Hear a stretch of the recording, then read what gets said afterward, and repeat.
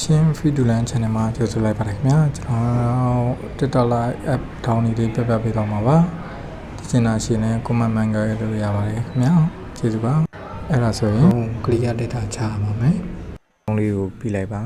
ကျွန်တော်တို့ပြီးရင် app info လေးကိုနှိပ်လိုက်ပါ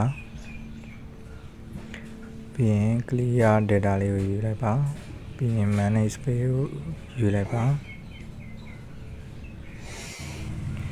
ပြီးရင် clear data လေးကိုနှိပ်လိုက်ပါ okay လေးနှိပ်လိုက်ပါအဲဆိုရင် Chrome clear data ချပြီးပါပြီကျွန်တော်တို့ TikTok Live application တောင်းမယ်ဆိုရင် permission ပေးဖို့လိုအပ်ပါတယ်ကျွန်တော်တို့ import တွေဝင်လိုက်မယ်ပြီးရင် permission ဆိုတာနှိပ်လိုက်မယ် asset file media ကို always long လုပ်လိုက်ရင်ရပါပြီဟုတ်ပြီးရင် Japan VPN ကြော်မှရပါမယ် iPhone နဲ့ Japan VPN လေးကိုကျွန်တော်တို့ကြော်လိုက်ပါမယ် Japan VPN ဖြစ်သွားရင်ရပါပြီပြီးရင်ကျွန်တော်တို့ Chrome နဲ့ဝင်ပြီးတော့ APK viewer ကိုရိုက်ရှာရပါမယ်ပြီးရင် APK viewer တွေကိုဝင်ပြီးတော့ search ကနေကျွန်တော်တို့ TikTok Live ကိုရှာပေးရပါမယ်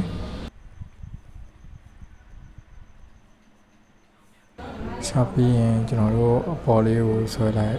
ပါပြီးရင်ကျွန်တော်တို့ဒီမှာ 8.5 star လေးဆိုတာတွေ့လိုက်ပါမယ်အဲ့ဒါလေးကိုနှိပ်ပေးရပါမယ်ကျွန်တော်အောက်ပေါ်လေးကိုတစ်ချက်ဆွဲလိုက်ပါကျွန်တော်တို့ version လေးတစ်ချက်ရွေးပေးရပါမယ် version လေးကတော့အများကြီးတော့ရှိပါတယ်ကျွန်တော်တို့ 3.5.51 ကိုရှာရပါမယ်ကျွန်တော်အားတွေ download ရပါမယ် 3.5.1 ကတော့ APK မလို့ install လုပ်ရတာပို့လွယ်လို့ပါကျွန်တော်ပြီးရင်ဒီမှာ APK ဆိုတာလေ download လေးကိုနှိပ်လိုက်ရမှာပဲပြီးရင်ကျွန်တော်တို့ဒီဆက်34တဲ့ကနေ download ပဲကိုတွက်ကြည့်လိုက်ရင်ကျွန်တော်တို့ down နေရပါပြီ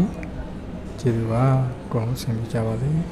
ဒီယိုလေးကြိုးရှိရင်ကျွန်တော်အသေးလေးပေးပြီးပေါင်းလေးနှိပ်ခဲ့ပေးပါ